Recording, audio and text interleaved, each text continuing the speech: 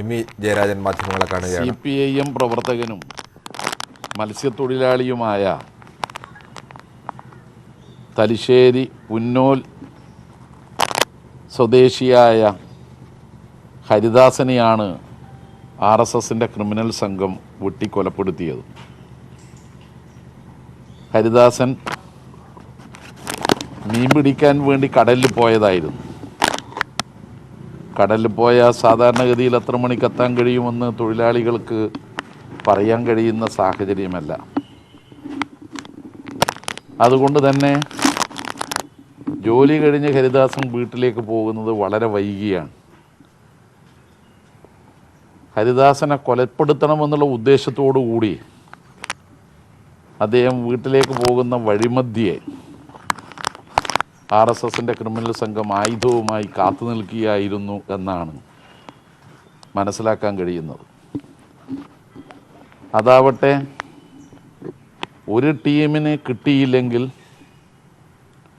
മറ്റൊരു ടീമിന് ഹരിദാസനെ വെട്ടിക്കൊല്ലാൻ കഴിയണം എന്ന ഉദ്ദേശത്തോടു കൂടിയായിരുന്നു ആസൂത്രണം ചെയ്തതായി മനസ്സിലാവുന്നത്. ഹരിദാസൻ്റെ ഇടത് കാലും മുട്ടിന് താഴെ വെച്ച് മുറിച്ചു മാറ്റിയിരിക്കുകയാണ്. മുറിച്ചു മാറ്റപ്പെട്ട കാലിൻ്റെ അവശിഷ്ടങ്ങൾ ആദ്യം കണ്ടെത്താൻ കഴിഞ്ഞിരുന്നില്ല. ആ അവശിഷ്ടങ്ങൾ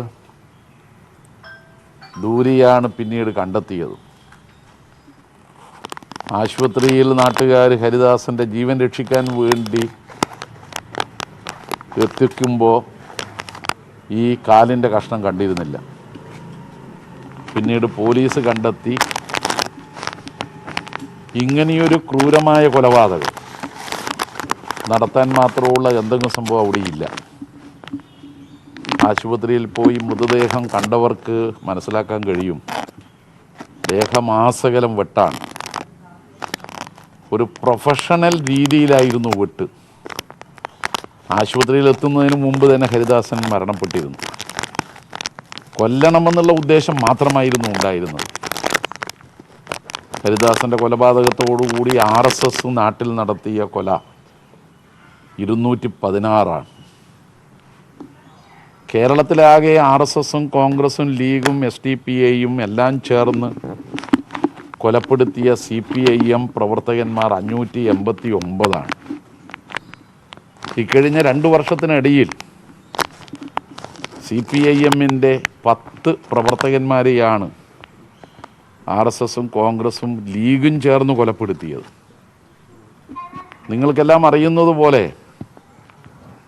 ഈ 2 വർഷത്തിനിടയിൽ 10 CPIM പ്രവർത്തകന്മാരെ കൊലപ്പെടുത്തിയിട്ടും കൊലക്കു കൊല CPIMൻ്റെ പരിപാടിയല്ല എന്നതുകൊണ്ട് അങ്ങേയറ്റം ദുഃഖത്തോടെയും വിഷമത്തോടെയും പാർട്ടി പ്രവർത്തകന്മാരുടെ വികാരത്തെ ഭൂമിക്ക് താഴെ പാതാളത്തോളം ക്ഷമിക്കാൻ പറഞ്ഞുകൊണ്ടാണ് പാർട്ടി പ്രവർത്തകന്മാർ ജനങ്ങളെ അണിനിരത്തി പ്രതിഷേധിച്ചത്. ഇതിലും ഞങ്ങൾ ജനങ്ങളോട് അഭ്യർത്ഥിക്കുന്നത്, ഈ കൊലപാതകം പൈശാചികവും ക്രൂരവുമായ ഒന്നാണ്. കൊലപാതക രാഷ്ട്രീയം കൊണ്ട് ആരും ഒന്നും നേടൂല. BJP ആണെങ്കിൽ ഇപ്പോൾ കണ്ണൂർ ജില്ലയിൽ പരാജയപ്പെട്ടു വരികയാണ്. അവരുടെ ജനസ്വാധീനം തകർന്നുകൊണ്ടിരിക്കുകയാണ്. ജില്ലയിൽ 1500-ലേറെ വിവിധ പാർട്ടി പ്രവർത്തകന്മാർ CPIMൽ ചേർന്നിട്ടുണ്ട്. അതിൽ ഭൂരിപക്ഷം പേരും BJPക്കാരായിരുന്നു. കഴിഞ്ഞ നിയമസഭാ തെരഞ്ഞെടുപ്പിൽ തലശ്ശേരി മണ്ഡലത്തിൽ കോൺഗ്രസുമായി BJP ധാരണയാക്കി. ആ ധാരണ സുരേഷ് ഗോപി പരസ്യമായി പറഞ്ഞതാണ്. അങ്ങനെ ധാരണയാക്കിയിട്ട് പോലും CPIMൻ്റെ സ്ഥാനാർത്ഥി, ഇടതുപക്ഷ സ്ഥാനാർത്ഥി ഷംസീറിൻ്റെ വോട്ട് കുറക്കാനോ ഭൂരിപക്ഷം കുറക്കാനോ കഴിഞ്ഞില്ല. ഷംസീർ വോട്ടും വർദ്ധിച്ചു, ഭൂരിപക്ഷവും വർദ്ധിച്ചുകൊണ്ടാണ് തലശ്ശേരിയിൽ വിജയിച്ചത്. ജില്ലയിലാകെ BJPയുടെ വോട്ടിംഗ് ശതമാനം ഗണ്യമായി കഴിഞ്ഞ നിയമസഭാ തെരഞ്ഞെടുപ്പിൽ കുറഞ്ഞു. അതുകൊണ്ടാണ് ഇപ്പോൾ BJP അക്രമത്തിൻ്റെ പാതയിലേക്ക് വീണ്ടും തിരിഞ്ഞിരിക്കുന്നത്. കുറച്ച് വർഷക്കാലമായി നമ്മുടെ നാട്ടിൽ സമാധാനമായിരുന്നു. സർക്കാർ മുൻകൈയെടുത്ത് അക്രമം അവസാനിപ്പിക്കാൻ വേണ്ടിയും രാഷ്ട്രീയ സംഘർഷം ഇല്ലാതാക്കാൻ വേണ്ടിയും നടത്തിയ പരിശ്രമം ജനങ്ങൾക്കറിയാം. അതിൻ്റെയൊക്കെ ഫലമായിട്ടാണ് രാഷ്ട്രീയ കൊലപാതകങ്ങളും സംഘർഷങ്ങളും കുറഞ്ഞത്. പക്ഷെ വീണ്ടും അശാന്തി ഉണ്ടാക്കാൻ, സമാധാനം തകർക്കാൻ വേണ്ടി മാത്രമേ ഈ കൊലപാതകം ഉപകരിക്കുകയുള്ളൂ. അപ്പോഴും ഞങ്ങൾ നാട്ടിലെ ജനങ്ങളോട് പറയുന്നത്, RSS നടത്തിയ 219 കൊലപാതകം 16ാമത്തെ കൊലപാതകമാണ് ഇതെങ്കിലും 216 കമ്മ്യൂണിസ്റ്റുകാരുടെ ജീവൻ RSSകാർ കവർന്നെടുത്തിട്ടുണ്ടെങ്കിലും ഭൂമിയോളം ക്ഷമിക്കുകയും ജനങ്ങളെ അണിനിരത്തിക്കൊണ്ട് പ്രതിഷേധം ഉയർത്തിക്കൊണ്ടുവരികയുമാണ് വേണ്ടത്. അതിന് CPIM നാട്ടിലെ ജനങ്ങളോട് അഭ്യർത്ഥിക്കുന്നു. CPIMൻ്റെ ബ്രാഞ്ച് ലോക്കൽ ഏരിയ കേന്ദ്രങ്ങളിൽ ഇന്ന് പ്രതിഷേധ പ്രകടനങ്ങൾ നടത്തും. തലശ്ശേരി മുനിസിപ്പാലിറ്റിയിലും ന്യൂമാഹി പഞ്ചായത്തിലും ഹർത്താൽ ആചരിക്കുകയാണ്. മൃതദേഹം പോസ്റ്റ്മോർട്ടത്തിന് ശേഷം ഉച്ചയോടെ പരിയാരം മെഡിക്കൽ കോളേജിൽ നിന്ന് പാർട്ടി നേതാക്കന്മാർ ഏറ്റുവാങ്ങും.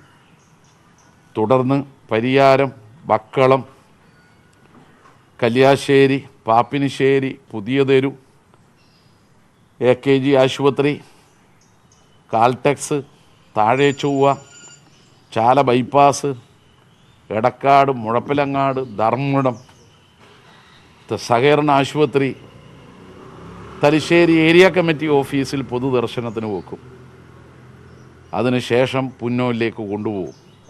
വൈകുന്നേരം 5 മണിയാവുമ്പോഴേക്കും ശവസംസ്കാരം നടത്താൻ കഴിയുമെന്നാണ് പ്രതീക്ഷിക്കുന്നത്. തീർച്ചയായും ഈ കൊലപാതകത്തിൽ പ്രതിഷേധം രേഖപ്പെടുത്താനും ധീരനായ ഹരിദാസിൻ്റെ വേർപാടിൽ ദുഃഖവും അനുശോചനവും രേഖപ്പെടുത്താനും പലരും ഇപ്പോൾ പാർട്ടി ഓഫീസിലും എൻ്റെ ഫോണിലേക്കും വിളിക്കുന്നുണ്ട്. സഖാവ് ഹരിദാസൻ്റെ വേർപാടിൽ ആദരാഞ്ജലികൾ അർപ്പിക്കുകയാണ്. CPIMൻ്റെ ജില്ലാ കമ്മിറ്റി ഓഫീസിൽ സംസ്ഥാന സമ്മേളനത്തിൻ്റെ പതാക ദിനമായ ഇന്ന് പതാക ഉയർത്തി. പക്ഷേ സാധാരണ പതാക ഉയർത്തൽ ചടങ്ങ് നടക്കുമ്പോൾ മുദ്രാവാക്യം വിളിക്കണം.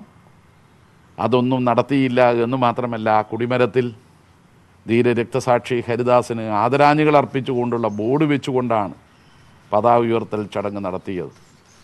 CPIMൻ്റെ സംസ്ഥാന സമ്മേളനത്തിൽ പതാക ദിനമായി ആചരിക്കുന്ന ഈ ദിവസം പാർട്ടി പ്രവർത്തകന്മാരെയും ബന്ധുമിത്രാദികളെയും സംബന്ധിച്ചിടത്തോളം നല്ലൊരു ദിവസമാണ്. പക്ഷേ അന്ന് എല്ലാ പാർട്ടി പ്രവർത്തകന്മാരെയും ദുഃഖത്തിൽ ആഴ്ത്തിക്കൊണ്ടാണ് RSSകാർ ഒരു ജീവൻ കവർന്നെടുത്തത്.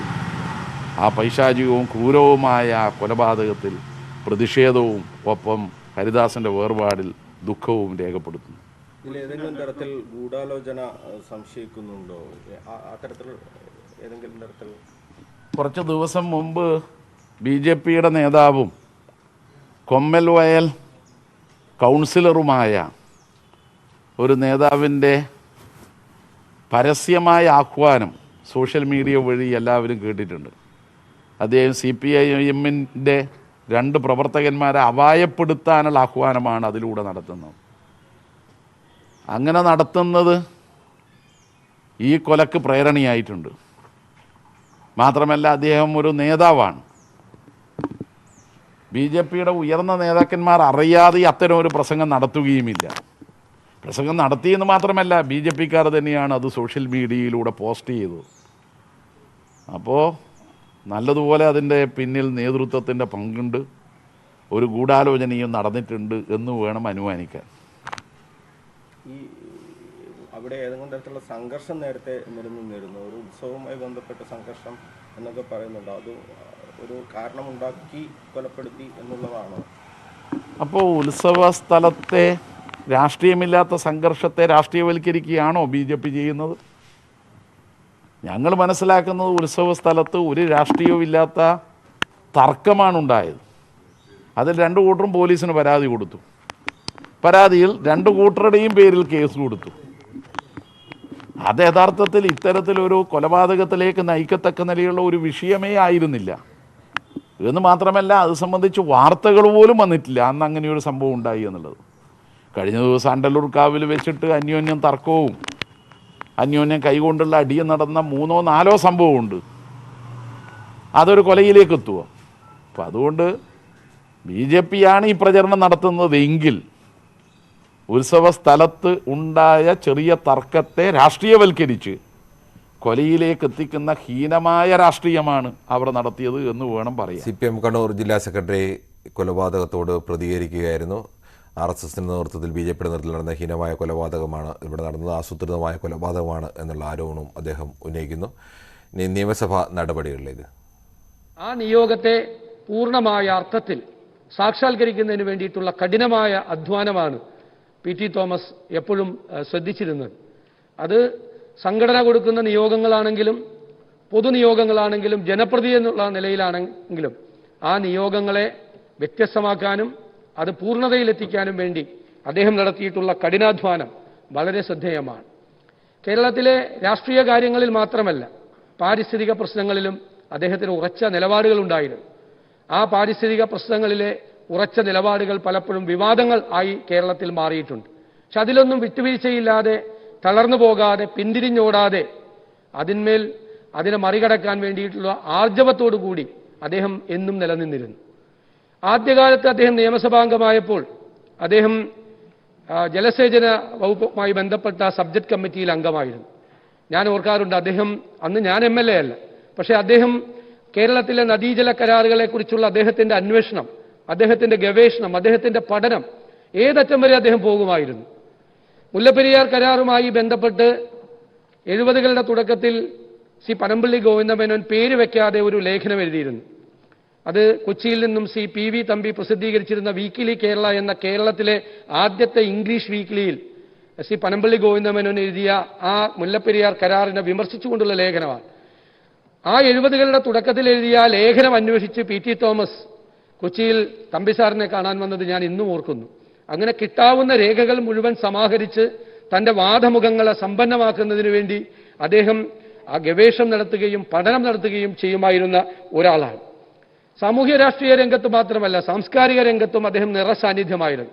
അദ്ദേഹത്തിൻ്റെ നേതൃത്വത്തിൽ രൂപീകരിച്ച മാനവ സംസ്കൃതിയുടെ പ്രവർത്തനങ്ങൾ, കേരളത്തിലെ സാംസ്കാരിക പ്രവർത്തകരുമായിട്ടുള്ള അദ്ദേഹത്തിൻ്റെ ബന്ധങ്ങൾ, നല്ല പരന്ന വായന, നല്ല എഴുതാൻ ഉള്ള അദ്ദേഹത്തിൻ്റെ ആഗ്രഹങ്ങൾ, ഇതെല്ലാം സാംസ്കാരിക രംഗത്തും അദ്ദേഹത്തെ വളരെ വളരെ വ്യത്യസ്തനാക്കിയിരുന്നു എന്ന് ഞാൻ ആലോചിക്കുന്നു. PT തോമസ് ഒരു പോരാളിയായിരുന്നു. എല്ലാ പോരാട്ടത്തിൻ്റെയും മുൻപന്തിയിൽ നിന്നുകൊണ്ട് ഒരു കുന്തമനയായി മാറിക്കൊണ്ടിരുന്ന ഒരു പോരാളിയായിരുന്നു. ഞാൻ ഓർക്കുന്നു, 2010 ഇതര സംസ്ഥാന ലോട്ടറി മാഫിയക്കെതിരായിട്ടുള്ള പോരാട്ടം ഞങ്ങൾ കേരളത്തിൽ നടത്തുമ്പോൾ അന്ന് MP ആയിരുന്ന ഡൽഹിയിൽ PT തോമസ് MP ആയിരുന്നു. അന്ന് ഡൽഹിയിലെ ഞങ്ങളുടെ കരുത്ത് PT തോമസ് ആയിരുന്നു. ഡൽഹിയിലെ പാർലമെന്റിലും ആഭ്യന്തര വകുപ്പ് മന്ത്രാലയത്തിലും ധനകാര്യ മന്ത്രാലയങ്ങളിലും കടന്നു ചെന്ന് ഈ ലോട്ടറി മാഫിയയുടെ പ്രവർത്തനങ്ങൾ കണ്ടെത്തി അതിനെ ശക്തിയായി എതിർക്കാൻ അന്ന് ഞങ്ങൾ നടത്തിയ പോരാട്ടത്തിന് പിന്തുണ നൽകിയതും PT തോമസാണ്. സാർ, ഞാൻ ദീർഘിപ്പിക്കുന്നില്ല. എൻ്റെ ജ്യേഷ്ഠ സഹോദരൻ കൂടിയാണ് അദ്ദേഹം. ഞാൻ തേവര സെക്രട്ടേറിയറ്റ് കോളേജിൽ KSUവിൻ്റെ യൂണിറ്റ് പ്രസിഡന്റായിരുന്നപ്പോൾ അദ്ദേഹം KSUവിൻ്റെ സംസ്ഥാന പ്രസിഡന്റായിരുന്നു. വാത്സല്യത്തോടുകൂടി, സ്നേഹത്തോടുകൂടി അദ്ദേഹം രാഷ്ട്രീയ രംഗത്തേക്ക് കൈപിടിച്ചു കൊണ്ടുവന്നവരിൽ ഒരാൾ കൂടിയാണ് ഞാൻ എന്ന് ഞാൻ അഭിമാനത്തോടെ ഈ അവസരത്തിൽ പറയാൻ ആഗ്രഹിക്കുന്നു. ആ ഓർമ്മകളിൽ എന്നും കേരളത്തിൻ്റെ ഓർമ്മകളിൽ അവസാന ആഗ്രഹം അദ്ദേഹം പറയുമ്പോഴും ഇവിടെ ബഹുമാനപ്പെട്ട മുഖ്യമന്ത്രി സൂചിപ്പിച്ചതുപോലെ അദ്ദേഹം വ്യത്യസ്തനാവുകയായിരുന്നു. വ്യത്യസ്തമായി ചിന്തിക്കുകയും വ്യത്യസ്തമായി പ്രവർത്തിക്കുകയും ആർജവത്തോടുകൂടി അത് നടപ്പാക്കുകയും ചെയ്തിരുന്ന ഒരാളാണ്. കേരളത്തിൻ്റെ സമൂഹത്തിൽ ജാതിമത ചിന്തകൾക്ക് അതീതമായി മതേതരത്വത്തിൻ്റെ കൊടിക്കൂറ ഉയർത്തിപ്പിടിക്കാൻ എന്നും ശ്രമിച്ചിരുന്ന ഒരാൾ കൂടിയായിരുന്നു PT തോമസ്. PT തോമസ് ഞങ്ങളെപ്പോലുള്ളവർക്ക്, കേരളത്തിലെ പൊതുപ്രവർത്തകർക്ക് ഇനി വരാനിരിക്കുന്ന നാളുകളിൽ ഞങ്ങളുടെ വഴികളിലെ പ്രകാശഗോപുരമായി നിൽക്കും എന്നെനിക്ക് ഉറപ്പുണ്ട്. ആ പ്രിയങ്കരനായ ജ്യേഷ്ഠ സഹോദരൻ്റെ ഓർമ്മകൾക്ക് മുന്നിൽ ഞാൻ ആദരവുകൾ അർപ്പിക്കുന്നു.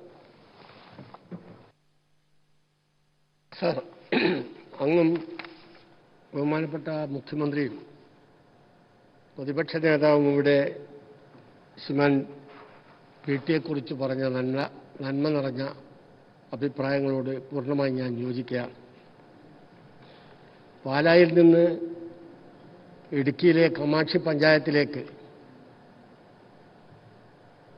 പുറപ്പെട്ട അദ്ദേഹത്തിൻ്റെ കുടുംബം ഏറെ പ്രയാസപ്പെട്ടാണ് അവിടെ ജീവിച്ചു പോന്നിരുന്നത് എന്നത് അനുഭവത്തിൽ നിന്ന് അദ്ദേഹത്തിൻ്റെ ജീവിതത്തിൽ നിന്ന് മനസ്സിലാക്കാൻ കഴിയുന്ന കാര്യമാണ്. ഉപ്പുതോട് ഗ്രാമത്തിൽ അദ്ദേഹം ജീവിച്ചിരുന്ന കാലഘട്ടത്തിൽ, പ്രവർത്തിച്ചുകൊണ്ടിരുന്ന കാലഘട്ടത്തിൽ ഉറുക്കാൻ കടയുടെ മുറ്റത്തിരുന്ന് വീട് തീർക്കാനും അതുപോലെ തന്നെ അപ്പനെ സഹായിക്കാൻ കൃഷിയിടത്തിൽ അങ്ങ് തുങ്കായെടുത്ത് പ്രവർത്തിക്കാനുമൊക്കെ സന്നദ്ധനായ ആ ചെറുപ്പക്കാരനെ, വിദ്യാർത്ഥിയെ തീർച്ചയായും നമുക്ക് ഓർത്തേ മതിയാവും.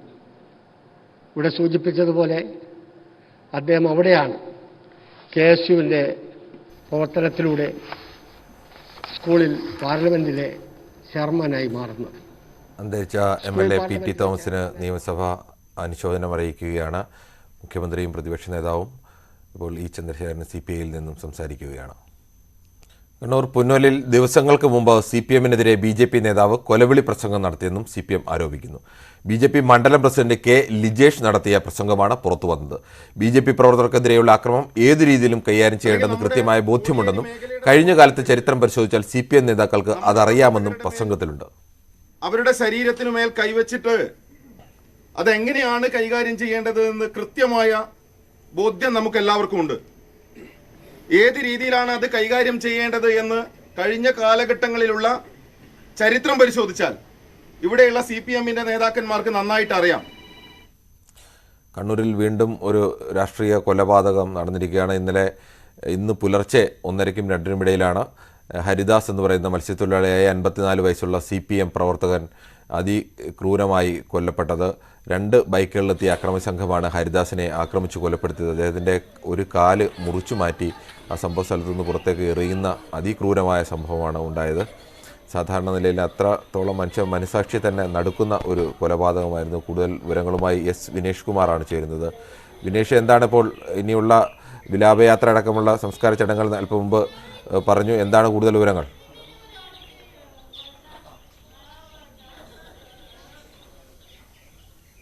കിരൺ ബാബു, ഞാനിപ്പോൾ ഹരിദാസിൻ്റെ വീട്ടിലാണുള്ളത്. രാവിലെ സംഭവം അറിഞ്ഞ് തന്നെ വലിയ അവർ പരിസരവാസികളെല്ലാം തന്നെ ഇവിടേക്ക് എത്തിയിട്ടുണ്ട്. ഇന്നലെ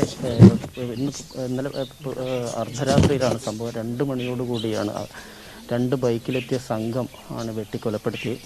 അപ്പോൾ നമുക്ക് ഈ ദൃശ്യങ്ങളിൽ കാണുന്ന പോലെ തന്നെ ഈ വീടിന് സമീപം മറ്റൊരു വീടുണ്ട്.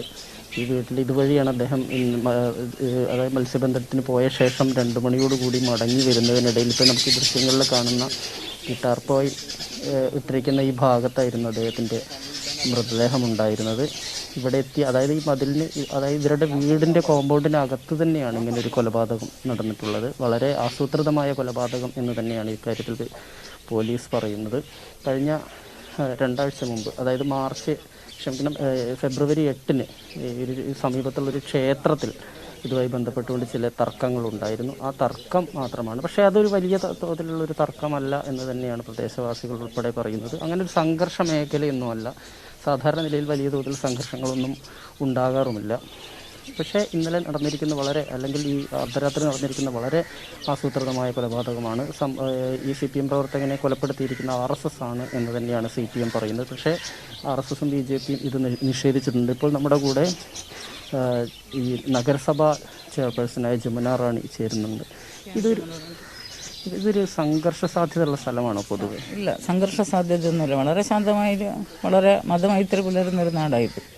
ഇതുവരെ അങ്ങനെ ഒരു അക്രമ സംഭവങ്ങൾ ഈ ഭാഗത്തുണ്ടായിട്ടില്ല. ഇതാദ്യമായിട്ടാണ് ഇത്തരത്തിലുള്ളൊരു സംഭവം, ഒരു ആസൂത്രിതമായ ഒരു കൊലപാതകം ഇവിടെ നടന്നിട്ടുള്ളത്. ഹരിദാസിനെ അങ്ങനെ കൊലപ്പെടുത്താൻ മാത്രം ഒരു വൈരാഗ്യം? അങ്ങനത്തെ വൈരാഗ്യമില്ല. അയാൾ ഒരു കടൽ തൊഴിലാളിയാണ്. അല്ലാതെ മറ്റ് പ്രകോപനപരമായ ഒരു കാര്യങ്ങളിലും ഇടപെട്ടതായിട്ട് നാളിതുവരെ നമ്മൾ അറിഞ്ഞിട്ടില്ല. അപ്പോൾ അത്തരത്തിലൊരു സമാധാന അന്തരീക്ഷം പുലരുന്നിടത്ത് ഇത്തരത്തിലുള്ള അക്രമ സംഭവങ്ങൾ എന്തായാലും അപലപനീയം തന്നെയാണ്. ഇതിൻ്റെ പിന്നിൽ ആരാണ് എന്നാണ് നമുക്കറിയില്ല. അതിൻ്റെ നിയമപാലകർ തന്നെ അന്വേഷിച്ച് യഥാർത്ഥ പ്രതികളെ നിയമത്തിന് മുമ്പിൽ കൊണ്ടുവരേണ്ടത് അവരുടെ കടമയാണ്, അവരുടെ ഉത്തരവാദിത്തമാണ്. അപ്പോൾ സമാധാനമായ ഒരു അന്തരീക്ഷത്തിനാണ് ഇപ്പം ഭംഗം വന്നിട്ടുള്ളത്. ഈ സമീപത്തുള്ള ക്ഷേത്രത്തിൽ ഉത്സവമായിട്ട് ബന്ധപ്പെട്ടുകൊണ്ട് എന്തോ തർക്കം അതൊരു പറയത്തക്ക വലിയ പ്രശ്നങ്ങളൊന്നും ആയിരുന്നില്ല. അതെല്ലാ ക്ഷേത്ര സ്ഥലങ്ങളിലുള്ളതുപോലെ ചെറിയ ഒരു പ്രശ്നമൊന്നല്ലാതെ അതിൽ കൊല്ലപ്പെട്ട ഹരിദാസിന്റെ വീട്ടിൽ നിന്നാണ് വിനേഷിന്റെ റിപ്പോർട്ട്. അവിടെ കാര്യമായ സംഘർഷം ഉണ്ടായിരുന്നില്ല. സാധാരണ ഉത്സവ സ്ഥലത്ത് നടക്കുന്ന ചെറിയ സംഘർഷം മാത്രമാണ് ഉണ്ടായിരുന്നതെന്നാണ് പഞ്ചായത്ത് പ്രസിഡന്റ് തന്നെ പറയുന്നത്. മറ്റ് ഒരു വാർത്തയിലേക്ക്. തുറന്നു പറഞ്ഞ് അമിത്ഷാ.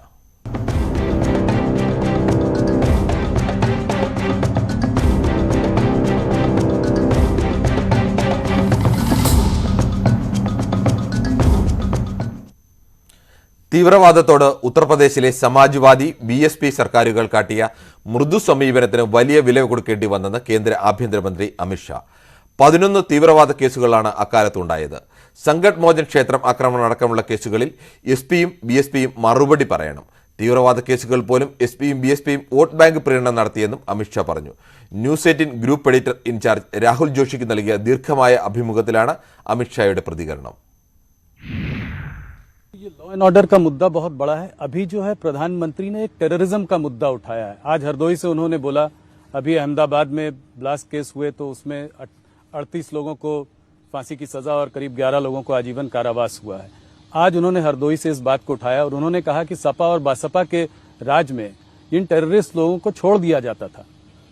नहीं 11 ऐसे मामले हैं जी सपा बसपा के राज में जिसमें पोटा और UAPA लगाया था, उसको विड्रॉ कर लिया गया, जिसमें संकट मोचन के बम ब्लास्ट से लेके बहुत सारे मामले सेंसिटिव टाइप. आप देश की सुरक्षा के लिए क्या सोच रखते हो, उसका जवाब उत्तर प्रदेश की जनता को सपा बसपा ने देना पड़ेगा. अब आप एक बात समझ लीजिए कि जिन पर पोटा और UAPA लगा है या तो आतंकवाद विरोधी कानूने लगे, वो हटाकर केस को हल्का कर आप किसकी मदद करना चाहते हो और क्यों करना चाहते हो? सिर्फ और सिर्फ वोट बैंक के लिए? तो क्या बाकी के लोगों के वोट नहीं है? जो विक्टिम है उनके वोट नहीं है? और ये फील पूरे उत्तर प्रदेश में है और कांग्रेस के शासन में भी ढेर सारे ऐसे मामले आए देश भर में. आज मोदी जी के मुख्यमंत्री रहते, आज एक केस इतने कम समय के अंदर बॉम्ब ब्लास्ट के सारे केसों का एनालिसिस कर लीजिए, बहुत कम केसों में सजा हुई है और इतनी बड़ी सजा की मात्रा जिसको पुलिस ने एज अ प्रोसिक्यूशन एफिशिएंसी के साथ कोर्ट को कन्विंस किया, कोर्ट ने एविडेंस को अप्रिशिएट करने के बाद सजा दी. ഉത്തർപ്രദേശിൽ BJP കൂറ്റൻ ജയം നേടുമെന്ന് കേന്ദ്ര ആഭ്യന്തരമന്ത്രി അമിത്ഷാ ന്യൂസ് 18നോട്. News 18 group editor in chief Rahul ജോഷിക്ക് നൽകിയ അഭിമുഖത്തിലാണ് അമിത്ഷായുടെ പ്രതികരണം. സർവേകൾ 238 സീറ്റാണ് BJPക്ക് പ്രവചിച്ചത്. എന്നാൽ 325 സീറ്റുമായിട്ടായിരിക്കും BJP അധികാരത്തിൽ തുടരുകയെന്നും അമിത്ഷാ പറഞ്ഞു. ഉത്തർപ്രദേശ് അടക്കം 5 സംസ്ഥാനങ്ങളിൽ നടക്കുന്ന തെരഞ്ഞെടുപ്പ് സമയത്ത് അമിത്ഷാ നൽകിയ ഏറ്റവും ദീർഘമായ അഭിമുഖമാണ് ഇത്. ഹിജാബ്, കർഷക പ്രശ്നങ്ങളിലും അമിത്ഷാ നിലപാട് വ്യക്തമാക്കി. ज्यादातर अगर सर्वे को देखें अमित शाह जी तो 230 से 260 सीट्स आपको दी जा रही थी. तो आप देखिए 2017 के सर्वे का एवरेज 238 था और हमें 325 सीटें मिली थी. जी. कई बार सर्वे में परसेप्शन भी बहुत महत्व रखता है, क्योंकि सारे सर्वे करने वाले अपनी क्रेडिबिलिटी को सर्वे के साथ जोड़ते हैं.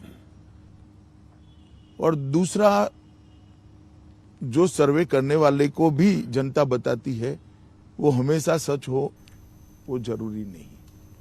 ढेर सारे कंसिडरेशन होते हैं, कौन आया है, कहां से आया है, कुछ मालूम नहीं है. सब लोग संभल कर बोलते हैं, चुप कर जाते हैं, और जो चुप कर जाते हैं इसका वोट कभी सर्वे में रिफ्लेक्ट नहीं करता है.